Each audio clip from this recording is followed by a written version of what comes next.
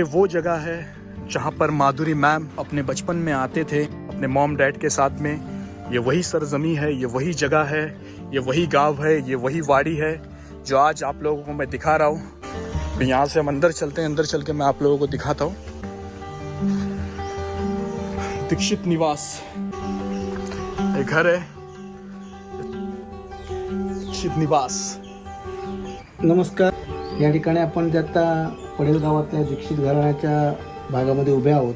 तर माझ्या बाजूला जे इथे हा जो भाग दिसतोय, ह्या भाग म्हणजे आपली मराठी आणि हिंदी चित्रपटसृष्टीतील सिनेतारिका माधुरी दीक्षित हिच्या आजोबांचं या ठिकाणी घर होतं आणि त्या घराची जी पूर्वीची जागा आहे त्याला आपण चौथरा म्हणतो, त्या ठिकाणी आपण आता उभे आहोत.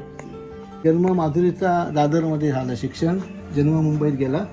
या ठिकाणी आम्ही तिथे कुटुंबातले सगळे सहभागी हिस्सेदार आहोत या ठिकाणी, आणि आमच्या कुटुंबातलीच ती आहे. आणि त्या माधुरीच्या आजोबांनी इथली सगळी प्रॉपर्टी आम्हाला 50 सालामध्ये दिली. आपले देवबिव सगळं आम्हाला दिलं आणि सांगितलं हे सगळं तुम्ही सांभाळा, आणि ते मुंबईला गेले. आणि तिथपासून त्यांचे वारस म्हणून आम्ही ते सगळे काम करतो आहोत. माधुरी सुपरस्टार झाली. आम्हाला दीक्षित घराण्याला अतिशय अभिमान आहे, आमच्या पडेल गावाला, विशेषतः कोकणाला. आणि कोकणातील बरेच रत्न निर्माण झाले, त्यामधले एक माधुरी रत्न आहे. आणि ज्यांनी कोकणचा झेंडा सातासमुद्रापलीकडे फडकवला आहे, त्याचा आम्हाला अभिमान आहे. आणि पद्मश्री अवॉर्ड पण भेटला ना त्याला 2008 भेटलेले. तिला पद्मश्री अवॉर्डने ती सन्मानित झालेली आहे. बरेच पुरस्कार तिला मिळालेले आहेत. म्हणजे त्यांचा मूळ गाव पडेलच आहे ना. पडेल आहे, हे त्यांच्या आजोबांचं जन्मस्थान या ठिकाणी आहे. आणि पुढे त्यांचं नंतरची जी पिढी आहे सगळी ती मुंबईला. हो ना. धन्यवाद.